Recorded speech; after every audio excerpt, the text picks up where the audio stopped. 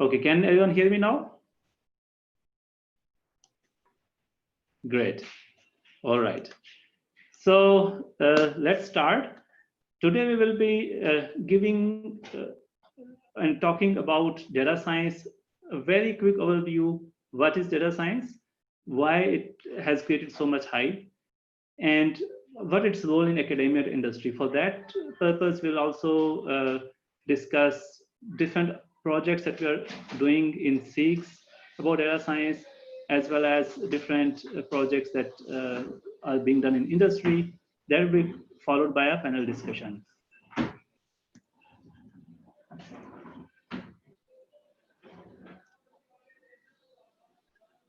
Basically, data is the fuel to the IT industry. There are three important V's of data when it comes to data science or big data. The three V's are the variety of data, the velocity, and the volume. A lot of data is thrown to us by different platforms that includes social networking, online trading and purchase, finance data, web data. So data is pretty much everywhere. Fields that have emerged in recent years and that have also contributed to the tremendous growth of or demand of data science are IoT, Internet of Things, and data. Because when these three V's of data correspond to big data, and due to this complexity of data, it's not anymore possible to manually analyze what are the different aspects of data, what are the insights you can extract from your data. Therefore, this has to be automated. Different tools and algorithms have to be developed to extract actionable insights from the data.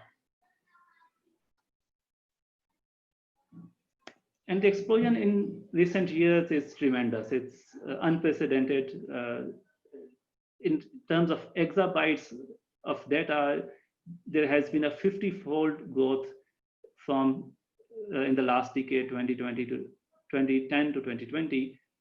And as we see today, data science has become a very important role in the industry. So let's quickly define what is data science. So data science is basically extraction of actionable insights from your data. And our data usually comes from some domain or some business. So to really understand how to extract actionable insights from your data, you have to understand the actions. What are the actions that are needed for a particular domain or industry? And based on those actions, you go in reverse and see how you can extract some insights from your data that can guide your actions on in that domain. So business expertise or knowledge of the domain is really around all of it. Then there are three circles. One is the expertise of the domain, because data science has to be applied to a particular domain to extract meaningful insights. Then you need some knowledge about statistics and data mining, and some programming skills to really extract those sorts of insights from your data. So data science itself is like at the intersection of these three things, a bit of programming, a bit of statistics, and a bit of domain expertise.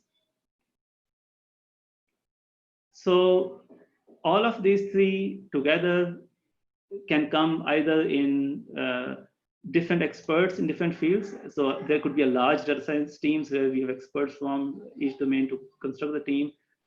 In many cases, or in most cases, data scientist role in smaller or medium companies is like a one-man show. It's a single-man army.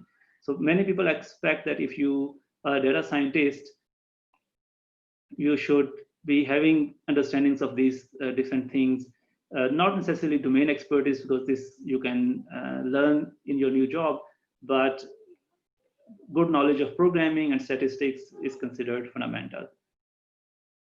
And a data scientist is one who has all of these skills, so you can suitably fulfill as a one-man army the role of data science in an organization. Why this has become so important? I have a visualization here about world's largest companies by market cap. If you look back 20 years from 2001, the largest 5 companies of the world were Halliburton, Microsoft, Exxon, Citi, Walmart. And if you look at the domains of these companies, Halliburton is an oil and gas company, so is Exxon. Microsoft is a tech company.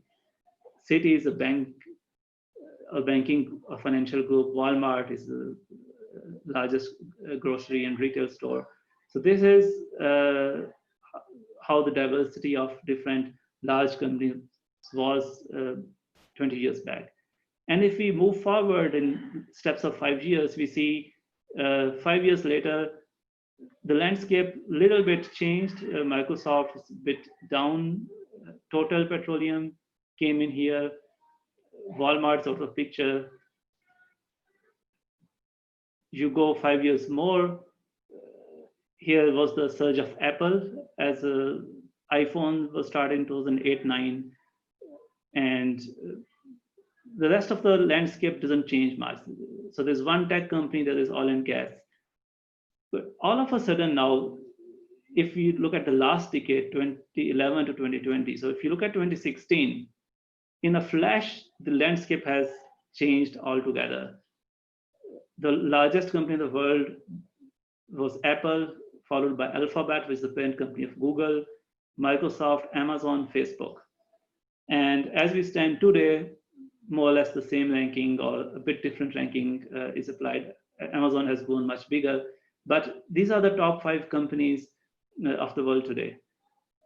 And much of the success of tech companies can be attributed to data.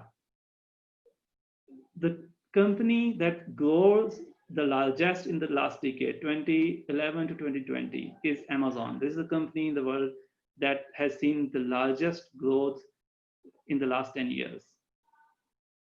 And it will be unfair if we say that this growth would have been possible without data. It was data and insights from the data that helped Amazon become a tech giant and become what it is today. So it's like your go-to place, at least in the US, for many of your online shoppings, because Amazon knows you so well. And it knows you so well because it's collecting your data of your purchase history. It recommends you the right product. So it has built a very nice ecosystem around you based on data collected from heterogeneous sources that makes your shopping quicker, faster, and better. Of course, there are many other things, but data is like one of the crucial components in there. If you look at data science applications, again, Google search itself is now an AI algorithm. Used to be an advanced data structures and algorithms type of algo when it was invented more than 2 decades ago. But today, AI and data science is a big component there. Facebook's recommending your friends all the time. Amazon Alexa, Cortana, Siri. So there's just some products related to data science and AI from these tech giants. So they're all investing heavily in data science and AI because AI and data science are seen as the new electricity. So you might have heard the term data is the new fuel. This is so true today because just like with the invention of electricity, it was a paradigm shift in the industry. So was the invention of the emergence of AI and data science. It has impacted all facets of industry.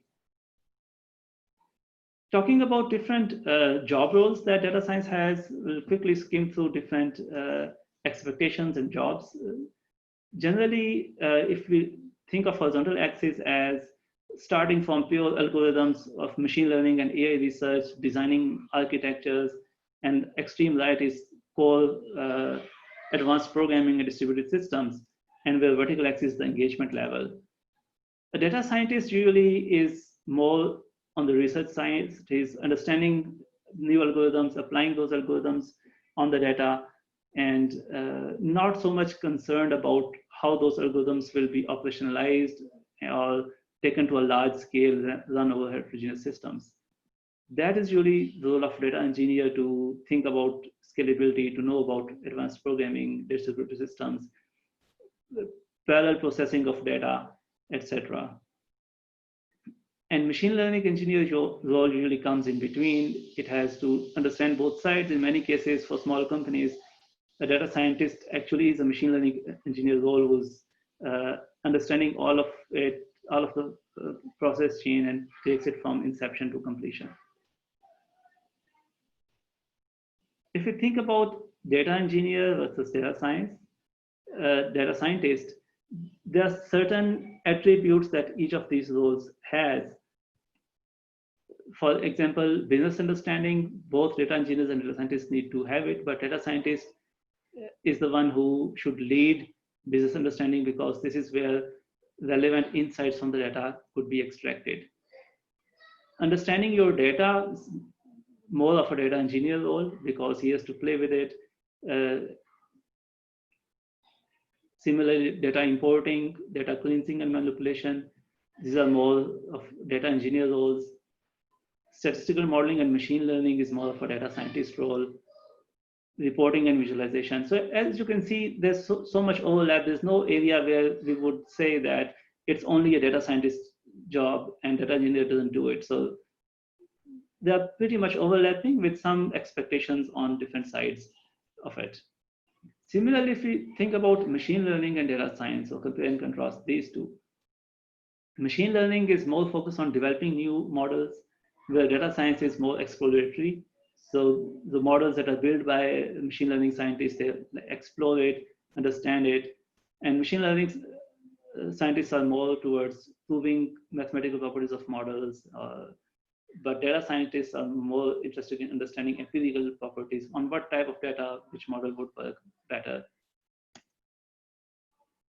Similarly, machine learning scientists are least bothered about scalability in most cases, unfortunately. So they publish their work on small data sets that are easily manageable in a lab environment, that you can run large number of experiments on your data. Of course, if you have to run a large number of experiments on a huge amount of data, that's in most cases computationally not feasible, given the computational strength that most of the academic universities have today. But data scientists, on the other hand, are more towards how you can work with large amounts of data. Similarly, machine learning research ends in publishing paper, but data science research still is more action oriented. So you would do your research, you'll identify what actions you can take from your data and take it from there. The life cycle of a typical data science project looks like this. So starts with data and business understanding. So once you have data and business understanding, you try to understand what is the value addition you can give to your business. What is the value addition data can give to your business? And for that, you also need to understand your data. This is usually the role of a data scientist, to understand the data, to understand what business value can be added by looking into the data. And once you define the problem and you understand what you want to do and how you want to do, you go with data preparation, data modeling, then you do the evaluations and the deployment. And the cycle is completed by then pushing the evaluations back to seeing whether the business value addition that was expected, was it imaginary, is it real? Do you actually gain more value by having developed this data analysis and insights tool from which you have taken actions? And this goes on in cycle. So you do the next feature, next explosion of data, and incrementally add value to the company. So looking at this, I think one of the most fundamental aspects is the above part, because the companies really don't know what value they can get from data, because they don't understand their data. So data understanding is a role that a data scientist fills in a company. So in most cases, companies would hire data scientists and say, okay, do something with the data that we have and make us some money. And this is where many of the engineers would stumble upon, because they are more used to taking instructions in the form of, okay, do this process on the data, give me this information. But if you were given an open-ended task, do something with this data to generate value for the business, this is where the real value addition is. This is where a lot of demand is, and this is where there's very few skilled workers in the market. How does the life of a data scientist look like? Unfortunately, a lot of it is meetings and plannings, because as you saw in the first phase, to understand the data, to understand the business, to understand what will give value to the business, there has to be a lot of discussions and thought. And then this other piece of the puzzle is preparing your data. It's like hard, laborious work. Different tools are available, but you go through it to prepare the data in the form that you will need. Then you do build your models based on whatever tools you're using. And finally, there's an aspect of lifelong learning, which is that you always keep an eye on what new tools are being published by tech giants. Tech giants in today's age have contributed a lot to the success of this domain, because they have a huge computational infrastructure as well as highly competent software engineers to develop the tools that people need to work with that data. So if you see today, many of the leading machine learning or data science applications, tools in open source domain are backed by large companies like Facebook and Google and NVIDIA and Amazon. So this is what typically are the 4 more important components of the life of a data scientist. And if you guess what percentage of your time goes in each of these, unfortunately, it's not 25% each. So what I have seen mostly is 80% of the time is going in the above half. So this part here takes 80% of your time. Model building and lifelong learning is 20%. And I'm just being very optimistic here. Model building is usually like really quick. Lifelong learning, you always want to improve your skills, but you hardly get a chance when you're in the industry. There are always deadline pressures. But it's important for you to understand that this aspect is where 80% of your time will go. And this aspect is really the most weak in many of the people who are preparing for a career in data science. They think that it's all here. You understand models and you build models, but you don't really think about where those would be plugged, how they provide the business value, or how you can discover data science problems in a domain. So based on this overview, I would like now to give you some of the examples of different data science projects that we have been doing at SIGS.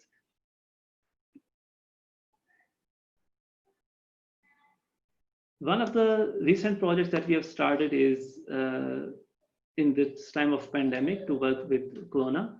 The team lead here is Saifullah. Let me see if he's been able to join. Yes, Saifullah is here.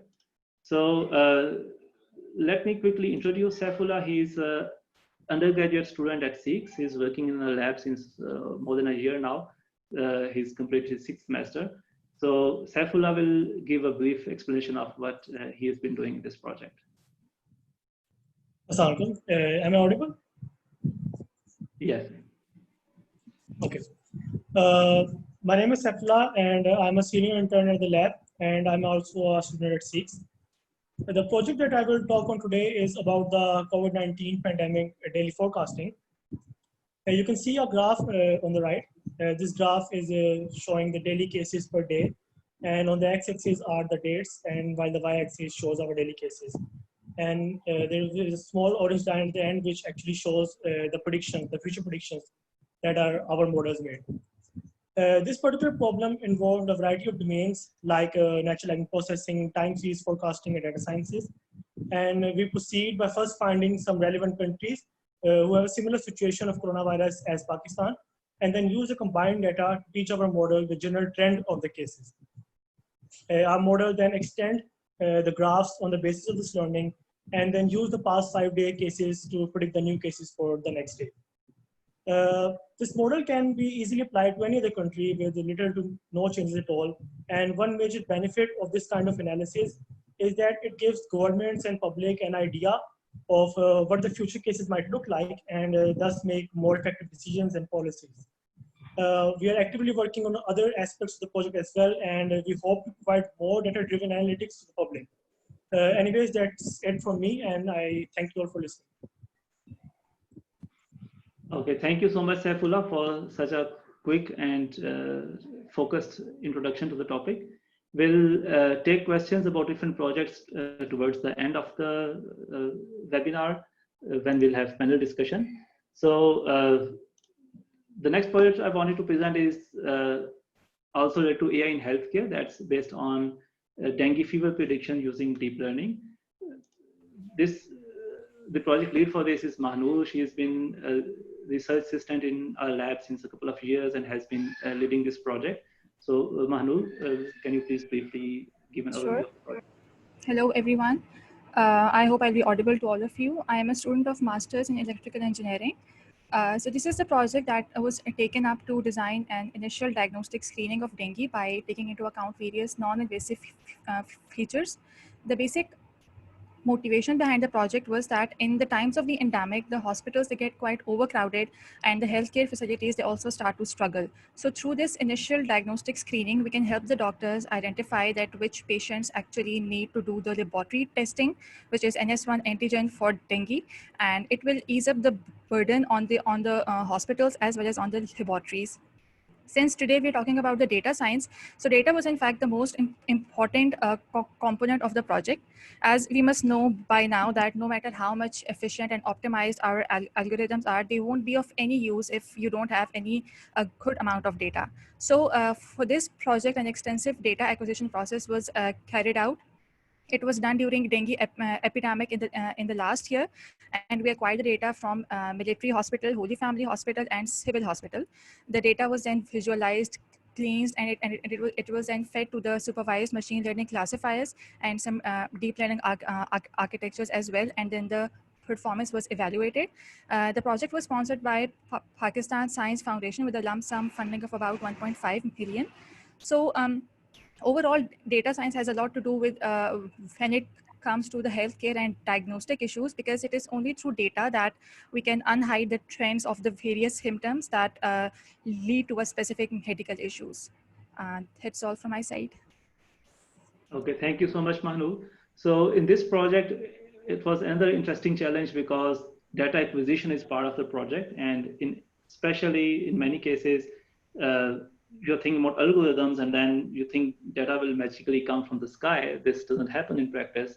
And in about 2 years of work that we did here, almost all 2 years were spent in efforts on data collection of real data. So this is a very important aspect. When you start on data science project, first think about where the data would come from. Do you have all the channels ready? And data, of course, becomes the most important component of your project. The next project I would like to present is an online consumer experience through personalized chatbots. It's a combination of recommendation engines with chatbots.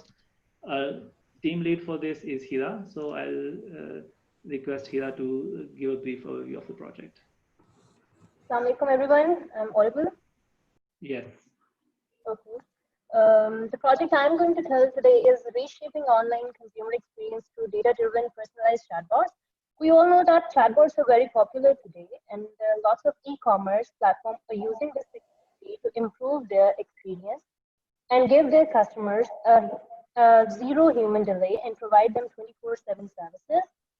The main areas of this project were NLP, personal knowledge management, and data science. In this project, we have incorporated NLP to understand the user queries. This NLP is not just simple NLP, but we have also trained it to handle our native language as well. For that, we had a lot of data issue, and because of this collaboration with our Earth Media Private Limited, that's a real estate portal, we were able to handle this issue. They provided us a lot of data regarding this, and we were able to train our bot for handling the words like crore in currency and marla or canal in the land area. This system is capable of tracking user activities on the site and maintaining user profiles through Knowledge Manager.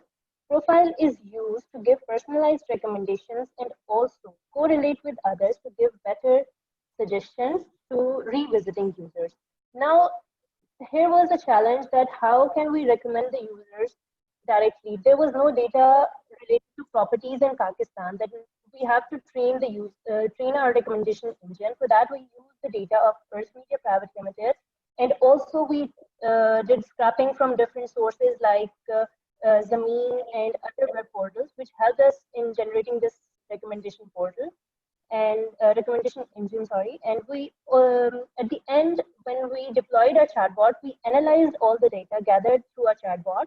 That were the chats basically, and we found out the useful insights from it, which helped us in both improving the chatbot as well as our web portal, ERS. And this basically was another data science involved of analyzing these chats. So in this project, the whole project, the data played a very important role, both in recommendation engine as well as finding out the insights in our for our chatbot and the portal as well. That's it from my side. All right, thank you, Hira. So on COVID, we also started working on chatbots. Dr. Elitai, who's an assistant professor at SIX NUST and is a PhD from Germany in natural language processing and language understanding, is leading that project. So Dr. Elitai will briefly introduce about the project. Hello, Assalamu alaikum. Am I audible? Yes.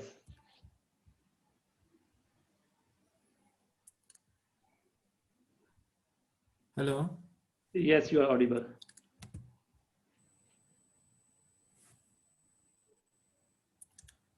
So,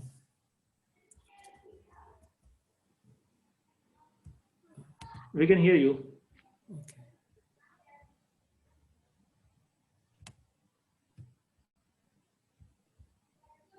Yes. Assalamu alaikum. For this project, we are creating a system which will help Pakistani people for diagnosis of coronavirus. And one problem for Pakistan is that people are usually reluctant to contact the authorities because of trust issue or whatever, and also lack of literacy. So we are creating a system which is an outbound calling system. It will call up thousands of random people daily, and it will ask them questions like, do you have a cough, and are you feeling fever, and did you meet someone who came from abroad in the last few days, or many such questions. And using those questions, it will try to find out if that person has corona, and it will guide them about which authorities to contact, or how to self quarantine, and how to take precautions. So it is a system which will help the people to self-diagnose, and also because of the reluctance of people to talk to authorities, it will be a way of, to also gather data about the corona patients. Of course, we can gather the data anonymously, as we do not, should not inform the authorities about the person, because then the people will not be very eager to talk with our automatic chatbot. But still we can gather a lot of aggregate statistics about which areas have more prevalence of coronavirus, and how is it spreading, and many other such things. So this system uses speech recognition and text-to-speech technologies, and it is trained on Pakistani Urdu language data, and therefore people who are talking in Urdu can, like, when the system asks the person, do you have fever, the person says, ji haan, mujhe bukhar hai, then the system would be able to understand it. So this was about the system. All right, thank you so much, Dr. Ali. So the next point also belongs to Dr. Ali about Urdu voice-based navigation system.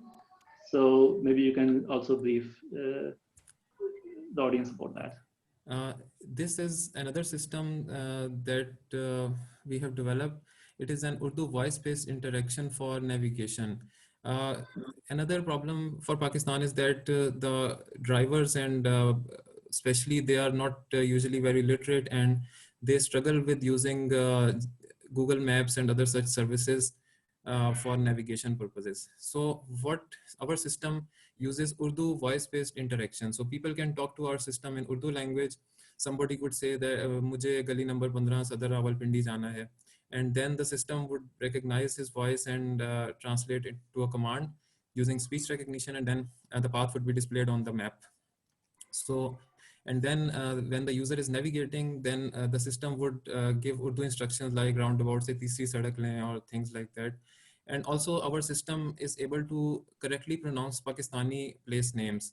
Like because you might have seen that in Google Maps, many of the Pakistani place names are not pronounced correctly, but in our system we have developed in such a way that it pronounces correctly. And we did this project for TPL Maps, which is Pakistan's largest car insurance and tracking company. And it is part of their TPL Maps application. So this was the details about All this right, project. thank you so much, Ali, for the nice introduction. So Ali will also be available in the panel discussion to, if you have any questions about these projects or other in general. So the next project I would like to present here is the project that we are doing with the Supreme Court of Pakistan, and Law and Justice Commission of Pakistan are also involved in that project. The project lead for that is Mehreen, who's a researcher in our lab. So I'll invite Mehreen to present about the project. Assalamu alaikum. Can you hear me? Walaikum salam. Yeah, we can hear you. Okay, so the project AI-driven decision support system of Pakistan judiciary is an AI-based solution that will enable the overall judicial system and associated law enforcement agency to have access to the right information at the right time to make the right decision. So we have different collaborators for it. We have HSC, Supreme Court of Pakistan, PUCIT, Lahore.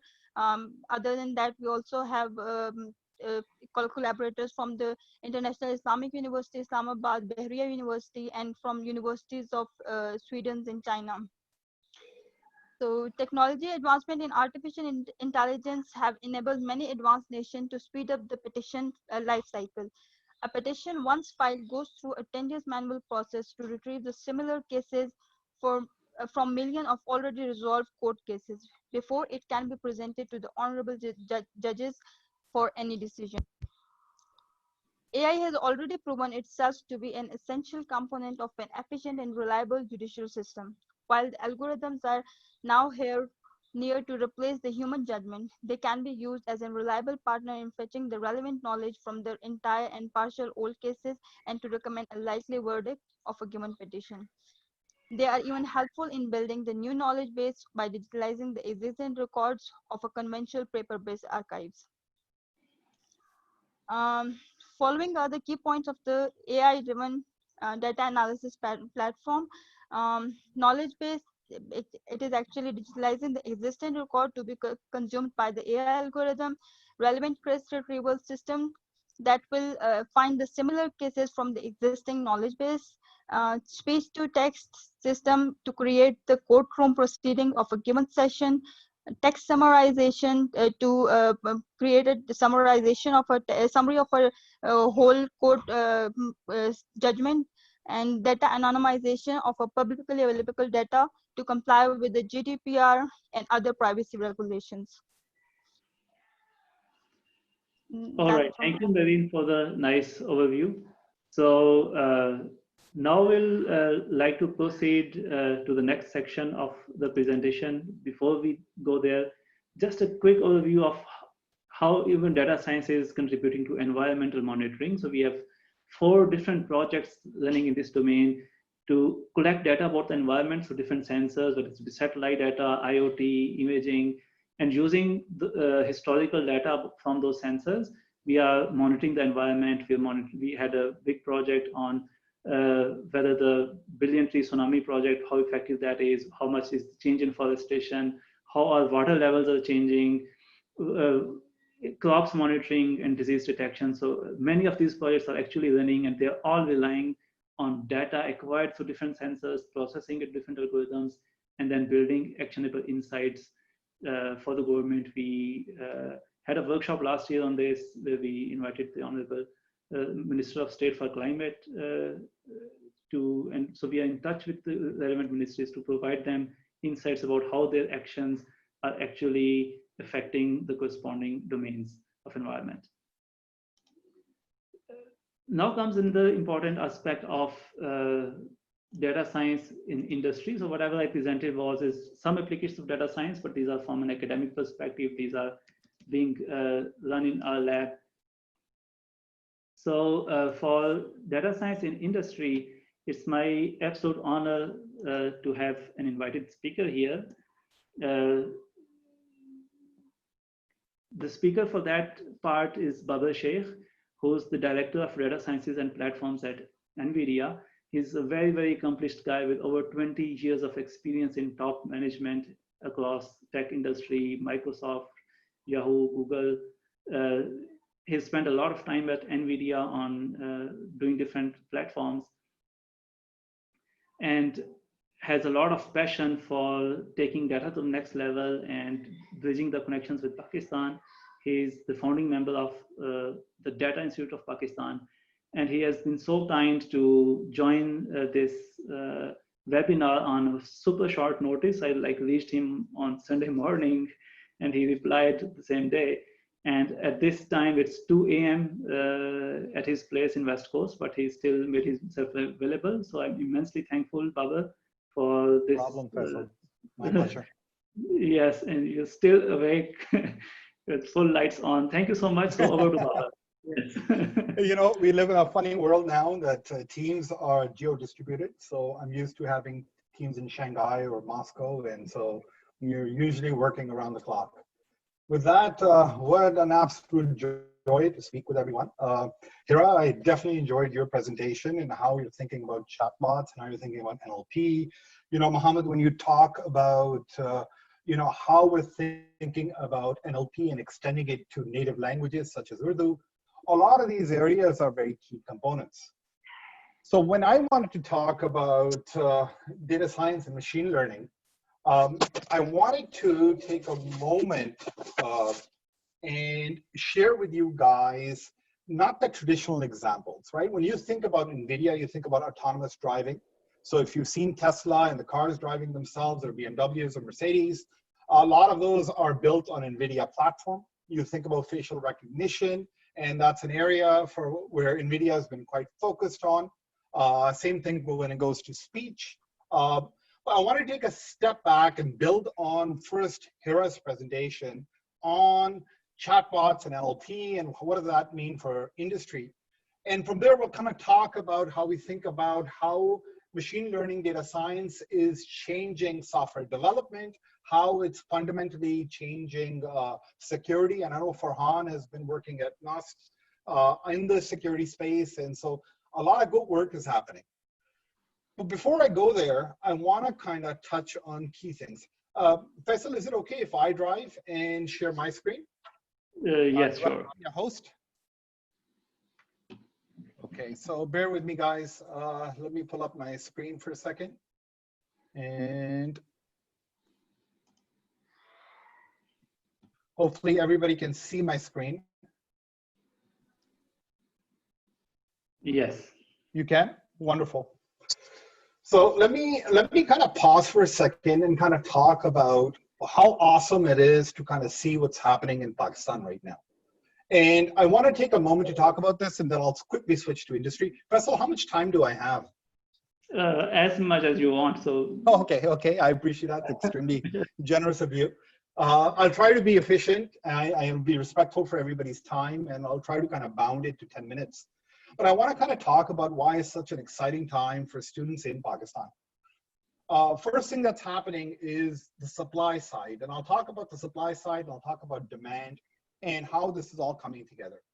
So what's exciting for me as a person looking from outside into Pakistan is the quality and the caliber of universities, the caliber of professors, and the caliber of students. And this is not just only true at NUST, it's also true at FAST, it's also true at Geeky, it's also true at LUMS, where not only at NVIDIA, but at Microsoft and other companies, we've been hiring students from there. We can see the high quality of students that these terrific professors are producing. And it's exciting to see that supply side develop in Pakistan. But with the supply side, there's the demand side. And the demand side is also really interesting to watch in Pakistan, where local companies are now seeking out data science talent. And you're seeing this emergence of tech companies coming out of Pakistan where they're hiring and grooming talent. This is also true that foreign companies for the first time are taking very close interest in Pakistan and what's happening in Pakistan and are setting up shop. So both the supply side, where people like Hassan, Faisal, Mohammed, these guys are solving by creating wonderful talent, but also you're seeing the demand side established. The third thing that's happening in Pakistan, which has been, I think everybody in the Bay Area, everybody in Seattle is taking attention to, is industry leaders that Pakistan is producing in the space of data science. And I'm not just talking about Mudassir at Kareem, or Munib at Baikia, or Shoaib at, Keep Trucking, or Ziachisti at Affinity. But you're seeing Pakistan now, Pakistanis who are leading industry and data science at a new level, creating billion-dollar companies in that region. So you have supply side where people like Faisal and Hassan are solving. You have the demand side where you're seeing local companies develop. And for the first time, you guys are seeing leadership at a Pakistani level, which all of you students, these guys are showing to you that you can produce billion-dollar companies in the region. So very exciting to see this ecosystem develop in Pakistan. With that, I want to kind of build on what does data science mean for the industry, and let's go back to Hira's presentation and kind of talk about how we think about customer feedback, surveys, and support. So COVID-19 has been really fascinating to watch, right? It's been, I would say this is going to be an MBA use case or a case study at a later point, where we're seeing a tremendous shift from physical retail to online retail, right? Faisal so accurately talked about Amazon and talked about, hey, Babar, watch these kind of companies kind of blowing up. And they're blowing up not just because of data alone, but also user behavior is shifting. Now, when the lockdown happened, as we, industry leaders were watching what was taking place, something that fundamentally broke down that has been produced over decades is support systems, customer support systems.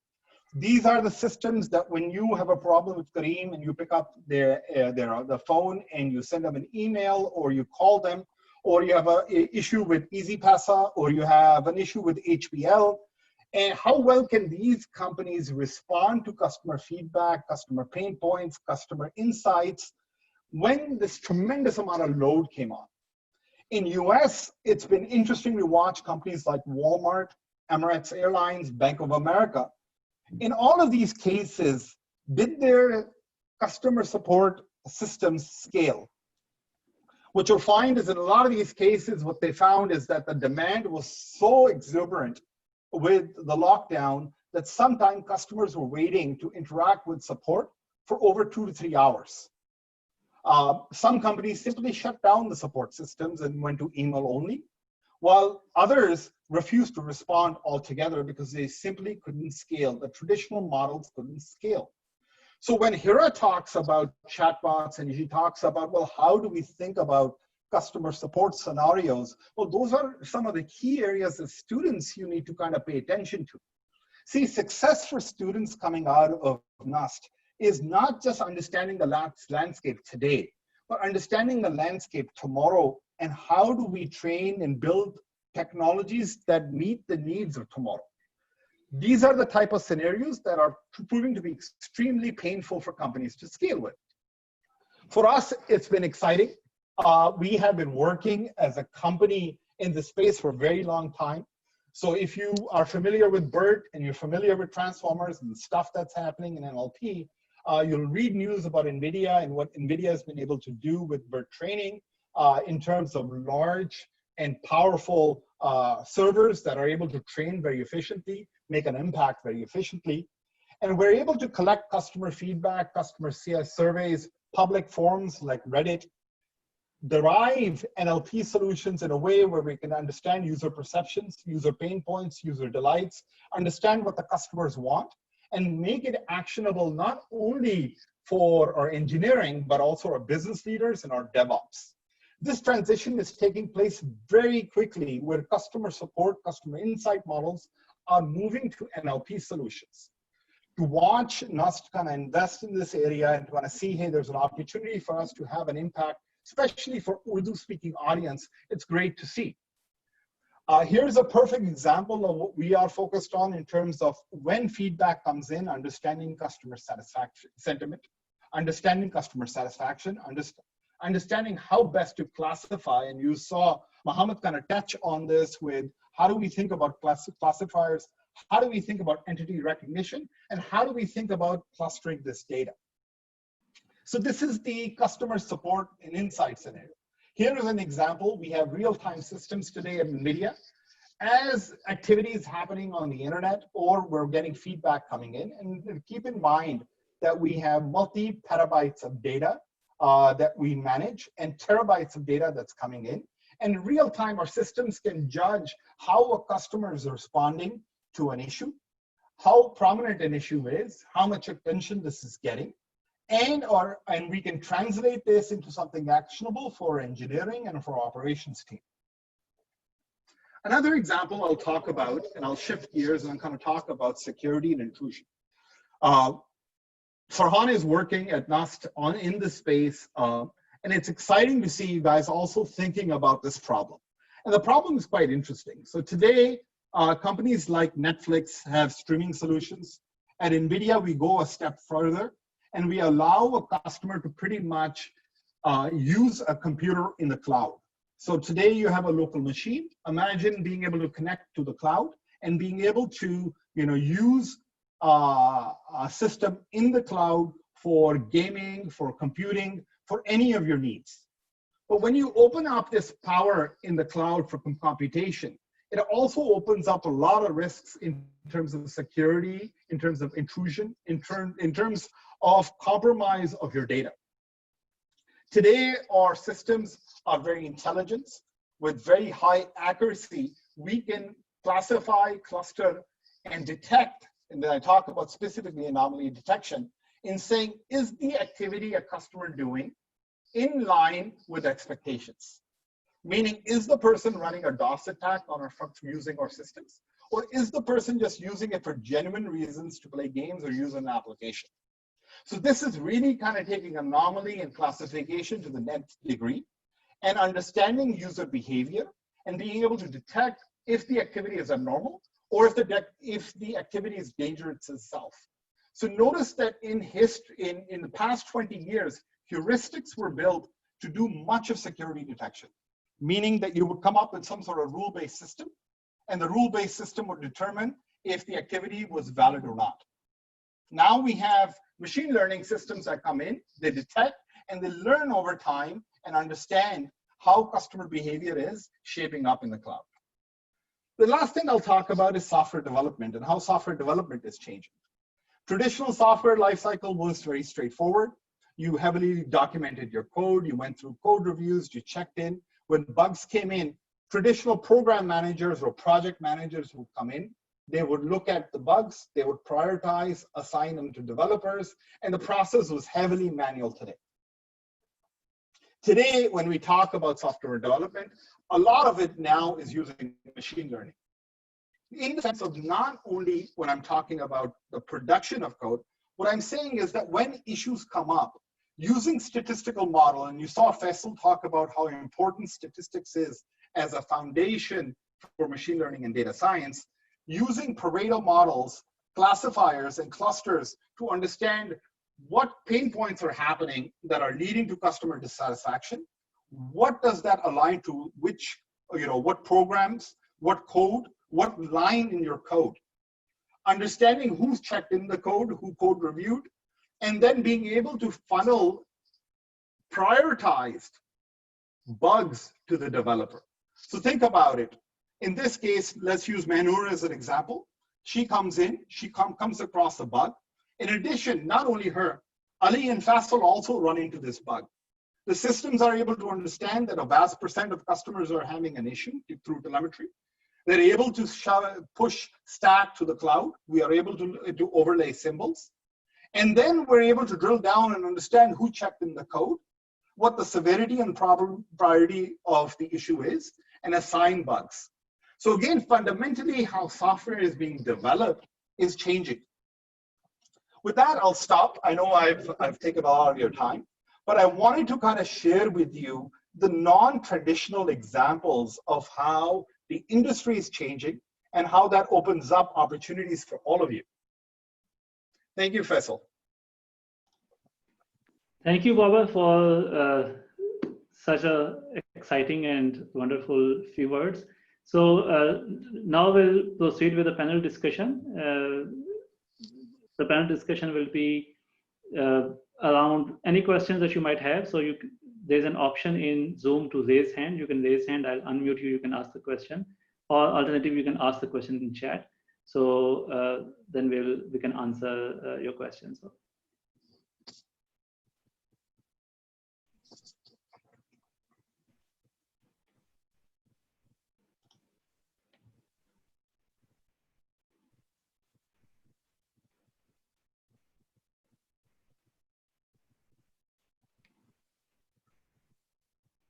If you cannot figure out where the raise hand is, you can also type in your question here. So there's a question, is a master's degree essential to pursue a career in data science? A pretty interesting question. Essential, definitely not in my perspective. There are certain things that you need to know to understand what data science is, and there are certain things that you need to do to convince others that you know about those things, because it's very hard to judge in an interview, for example, how much are your skills. So if you have written some piece of code that's open source and that's widely used, or you have contributed to open source projects in data science, that can also speak for your work.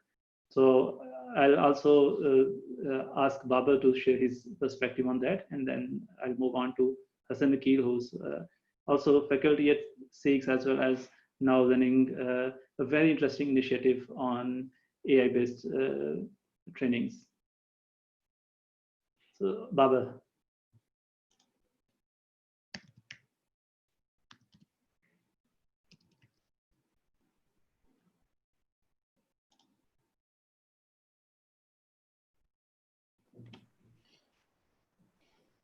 Do you hear me, Baba?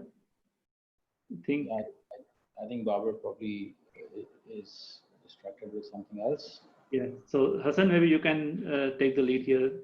Briefly introduce your exciting initiative, and whether do you think like master's degree is necessary to jump into data science? Well, if you're going to ask me, then I would say no, because we're doing something which is not with exactly a master's degree. So hi everybody, my name is Hassan Akil. I'm a former colleague of Faisal. I was at NUST SEEKS from late 2015 to late 2019, and I'm now the founder and CEO of AI Lounge, which you can look up at ai-lounge.com. And we are a company which is kind of working on, or our objective or primary goal is to get people up to speed and trained on AI and data science as soon as possible. And I believe, or we at AI Lounge believe, that you don't actually need a very formal degree for that. Yes, you need intensive training. You need a little bit of applied training. You need a little bit of theory. There's a kind of fine balance. I think a lot of issues that most universities generally tend to struggle with is that they're more focused on research, whereas industry is more kind of applied. So AI Lounge is kind of trying to reach that fine balance where we're trying to, get people trained through focused workshops, through, maybe 3, 6, 9 month long, short, very quick boot camps or degrees and things like that. So micro degrees or nano degrees or whatever you'd like to call them. So I personally believe that the future is more kind of skill oriented. So if you need something, you go ahead and acquire it. And then you kind of learn on the job as well. That's how I feel we're going to be. So I would say no. Of course, people can disagree with me. I don't know what Bapa would say. No, there is no disagreement, Hassan. I think your judgment is always dead on, and it's something I appreciate. I would highlight that the most important thing that is happening in the industry, and I think a lot of Pakistan is kind of playing catch up to this, is the traditional mathematics focus in computer science was highly based on algebra and calculus. And so even when I was in undergrad, one of the things I learned very early was that calculus and algebra became the focus.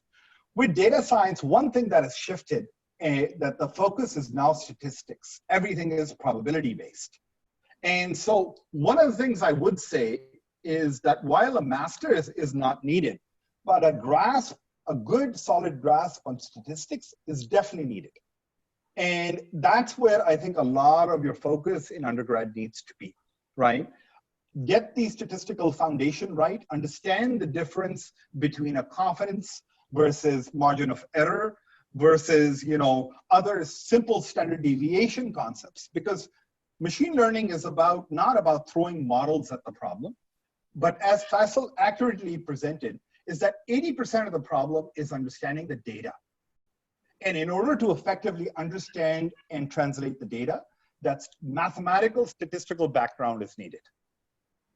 Absolutely, yeah, I agree with you on that for sure. All right, thank you for sharing these thoughts. I think this particular aspect here is sort of clear. Traditional degrees are not that much enforced anymore across the world, but knowledge is the key. There are so many platforms to gain the knowledge. I saw a very important question that, okay, you can go to Coursera, you can learn about, you know, programming, or you can learn about statistics, but what about domain knowledge? Because based on my 3 circles, if you don't have domain knowledge, you can't find the problems. So I would like to hear, Baba, your views on that. You know what, and again, absolutely correct. Domain knowledge is so essential to solving any problem. And so there are two components to building effective domain knowledge. One, of course, is having that breadth. And I see that even in today's presentation, you saw a sense of breadth when we think about the application of machine learning or application of data science. So understand the various verticals, let it be security or let it be NLP or quantitative data, understanding what that breadth looks like. And that gives you a general understanding of what are the key verticals. The second is on hands, getting your hands dirty, as they say in English, which is kind of getting a feel for the data, playing with the data, and understanding the problem space. And that's where the cycles go. So no doubt, you know, I mean, domain knowledge is not something that comes to you overnight. It requires rigor, it requires time and effort. Thoughts, Hassan, on your end on the topic? Yeah, I mean, I personally feel that if you want to be a data scientist and you want to be a successful data scientist, you have to kind of go in with the understanding that you will be dealing with a lot of diverse domains and fields. And you need to be kind of prepared to sometimes deal with biology and sometimes deal with finance and things like that. And you will need a little bit of a basic understanding of something whenever you kind of start off on some project. Now, you don't have to be an expert per se. I mean, let's just say most of my work is on medical imaging and computational pathology. So I'm heavily dependent on you know, doctors, because I obviously cannot get a medical degree or specialize in pathology. But I do need some sort of a basic understanding of pathology that, you know, and one thing I personally feel as far as domain knowledge is concerned is you should not get intimidated very easily. So once you get into some area which is new to you, you need to be able to kind of pick up some of the basics and then learn as you go along as well. But yes, domain experts are also important. Ideally, you should have a team where, yes, you have data scientists who have a bit of an understanding, who are kind of learning on the job as well. And then you also have some sort of domain experts too, who are kind of obviously assisting you as well. Yeah, so I think my 2 cents here are that for domain knowledge, there are 2 important aspects you should always consider. One is general knowledge about different areas of life, different facets of life. This comes as your, let's say, general knowledge about the world. So you can only solve the problems that you know about. And in case many initiatives that our students take or that we encourage students to take to be entrepreneurs, to go solve problems, of course, the first thing is to find the problems. And to find the problems, you have to be aware of the society. So much of the high level problems you can find out based on your understanding of the society. But once you feel there's a problem, you have to go talk to the experts or people in that domain, whether that problem is real or whether it's only your perception that there's a problem. So whenever this data science picture comes in, the first step is to validate your perception of the problem with the domain experts and see if the problem is real, and then you go on to solve it. Similarly, on the other hand, sometimes people come to you to solve a problem for their own, but they don't really know what it takes to solve this problem. So they would tell you in a very naive way, this is our problem, we want it solved. And this is like beyond the limits of the technology today. So this is where you have to come in as technology expert to see what could be solved with reasonable effort, what could not be solved with reasonable effort, and augment the domain expert over there. So we are running out of time, so I'll take one more question. I think one question that has been repeated so much is, I have a degree in finance, I have a degree in physics, I have a degree in psychology, and I want to do data science. Can I do it? And if yes, what do I need to do it? So let's have a quick discussion around that. So I'll start with Hassan this time, and then we'll go to Babar. So what about non-STEM especially? Like, let's say someone has bachelor in psychology. So I think, especially with non-STEM backgrounds, I think definitely there is a lot of application in those areas. And, you know, the thing is with the non-STEM background, you have to go, when you kind of start with data science, you have to kind of open up a little bit about getting your hands dirty with a little bit of math and a little bit of computer programming, but not too much. And I think in the near future, I mean, if you look at a lot of the solutions that are coming up from Google and Amazon and these other companies, they're also kind of coming up with machine learning as a service. So you have, you know, Google offering its own machine learning as a service. You have these other platforms offering these services where, you know, you're kind of taking the data and you're plugging it into systems that have already been kind of optimized by the vendors. And so you can kind of, you know, as long as you have a bit of a feel for statistics, you have a little bit of feel for your data, and you have an understanding about the limitations of what data science can and cannot do, I think you can still do really well in these domains. So yeah, I think people can do it. And, you know, as far as AI Lounge is concerned, we are kind of currently working on a small accelerated program where we're kind of taking, we're building one for people with, let's say, statistics, bachelor's degrees in statistics and physics and maths, not necessarily computer science, and trying to bring them up with the computer science aspect of it and, you know, get them trained or have them become data scientists within 6 to 9 months. So that's another program that is currently under the works, and we hope to launch it soon. And then again, we're also talks with other people, other universities as well outside of Pakistan, how to kind of teach AI to non-STEM people. And it's, again, from a teaching perspective, is a challenge, and we're excited about it, and I think it can be done. Great. Babar, what's your thought on that? I think Hassan did such a wonderful job succinctly summarizing that, yes, there is a learning curve, but the opportunity is there. And that the application of machine learning is well broader than just STEM fields. I think the impact, and I'm noticing some of the questions or opportunities on data science and machine learning. I think this is an area that over the next 10 years, our forecast is, one, that'll be the toughest area for us to hire in, and it'll also see the highest amount of growth in terms of employment. And so traditional software, system programming jobs, you'll continue to see a steady decline, while jobs that involve machine learning, AI, data science will continue to grow. These are also the areas for us which are the toughest to hire for. So Given all of that, I would encourage you that there is an opportunity here. I'm so ecstatic to see the Hassan already thinking about that through AI Lounge.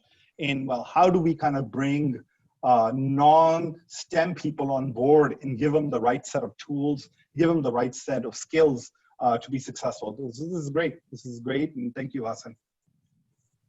Awesome. So I think it would be also enlightening for the audience if you could brief about the Data Institute initiative that you have been thinking. So well, first of all, that initiative wouldn't happen without the insights of Hassan, people likes of Hassan Faisal, and then we've been working with Pasha, Pakistan Software Housing Association, and then the Imran Khan's IT task force, and so there's a lot of conversations about, well, how do we build a high caliber institution in Pakistan, which is not quantity driven, which is not looking to amass or train millions of people, but that focuses on a handful of people to kind of help ingrain skills. Let me give you two examples.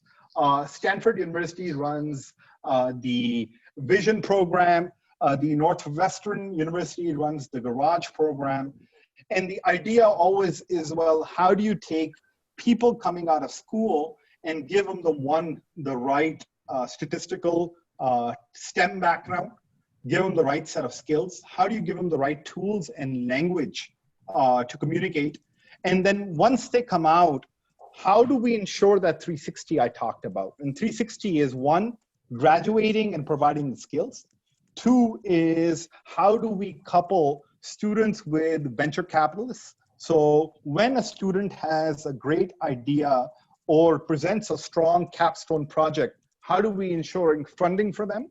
And three, of course, is that for the students that don't want to go in the industry or don't want to start their own company, well, how do we pair and couple them with executives in the West? So how do we couple bright, talented students in Pakistan and pair them with leaders in San Francisco, in Seattle, in Austin, in Moscow, in Shanghai? So these are things we are exploring, and inshallah, I don't know if I have a lead on, but he's, our chief of staff in Pakistan on the Data Institute. And so we are continuing to brainstorm. Our goal is to kind of establish this program. And so inshallah, you'll be hearing more about it, and I'll continue to work with Faisal and Hassan more closely to educate all the students at NUST about the opportunities. Awesome, thank you so much. So we also recently are collaborating with Birmingham City University in the UK. They are starting a non-STEM master's program in AI.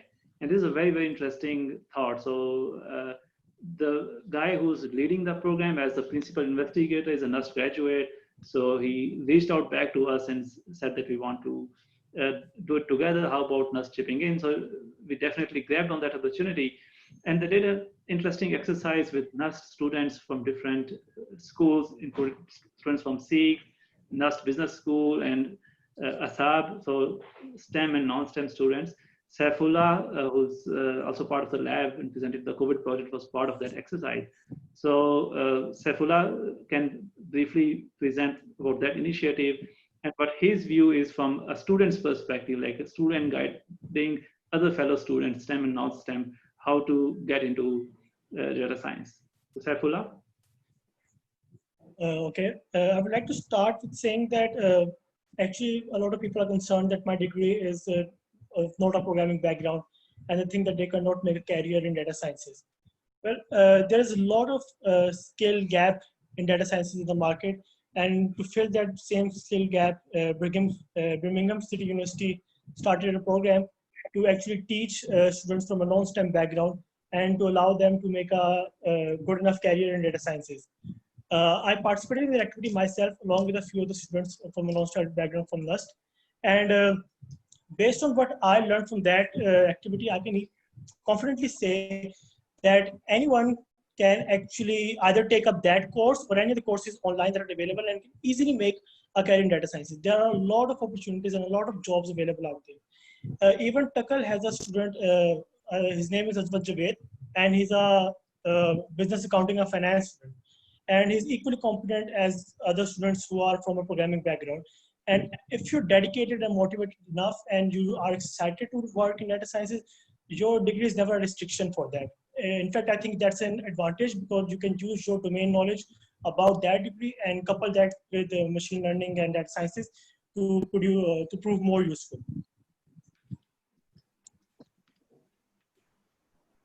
All right, thanks, Saifullah, for presenting your view. So we are getting a bit overboard time. I would still like to ask if there's one last question that we can take.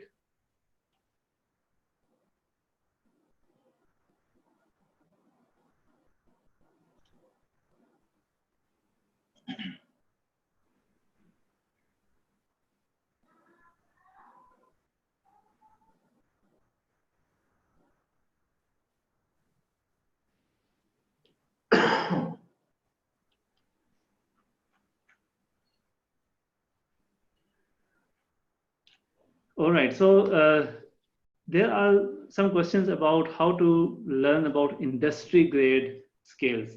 So it seems like many students feel that when they go online, there's a lot of material and tools. So you learn some tools and skills, but they are way below what industry requires. So what could be a way to really acquire industry grade or skills in industry grade tools that are used in industry? I will like to have Baba's take on that. Absolutely. So we hire interns from all over the world, and some of the best talent I've seen both as interns as well as new college graduates are students that actively participate in various projects with their professors, right? Because remember that a lot of times academia is getting sponsored in certain areas. So they're not that distant from what the needs of the industry are. You saw a prime example today when Mohammed and Hira talked about NLP. And then we talked about, well, what is the application in the industry today? So notice that working with your professors, working on projects are crucial. Second is never be shy about doing your own startups. So, there is no age for when to create your own startup. The most successful people that I've seen are the ones that create startups and experiment on their own areas in high school and colleges.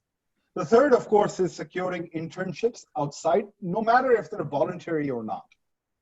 Remember that you, at this age, are seeking as much of hands-on experience you can. Your professors can be an opportunity. Your own startups can be an opportunity. The industry can be an opportunity. So these three are the places I would recommend starting. This is what I've seen that are the most successful students turn to these three areas to ensure they have the right exposure. Thank you, Baba. So I would also like to hear Hira's comments here, because when she joined our lab as the lead of a project that we had on recommendation systems and chatbots, Hira had no prior experience with data science whatsoever. She was a good software developer with good industry experience of software development. So she can maybe share her journey of successfully leading that project. Hira? Yes, sir. When I joined this lab, I had no prior experience in machine learning or data science, anything, and I was given this project of chatbots. But I had a domain experience of this real estate portal. I actually worked with ERS prior to coming over to this lab. This helped me a lot in handling this data science in this project. From the industrial perspective, I would say that when you go into the industry, you will gain a lot from it. I learned lots of tools and new stuff from there, which I applied in this lab. I tried to improve this project, and I made this project live based on those things I learned from the industry. So I implemented what I learned from the industry into this lab using the data science I learned from this project. So the tools like repository management and You can say that team management, Jira, all these softwares help in successful deployment of the project. And I think that's it, sir.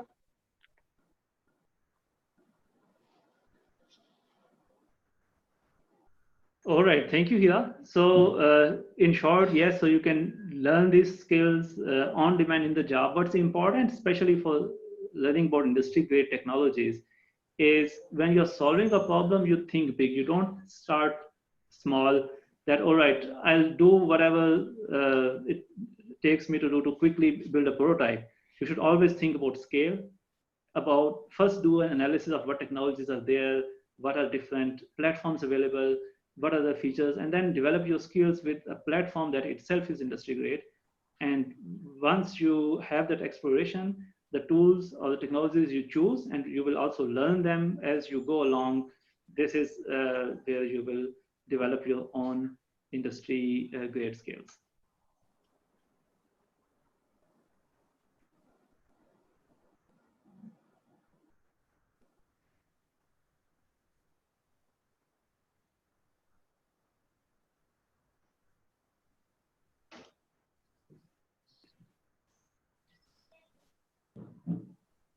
All right, so I think we had many interesting questions. So one thing about scaling the customer service, especially with chatbots, this again has become a very important aspect of the new domain, with customer support falling apart and with chatbots becoming such an important aspect.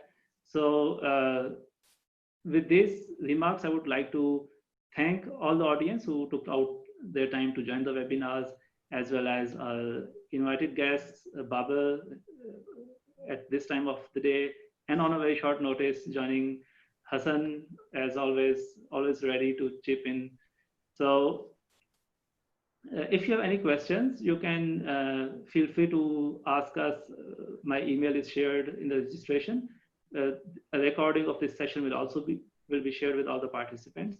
So I wish you all a very good day, and think positive, go big. Awesome. All right. Thank you. Thank you, everyone. Appreciate it.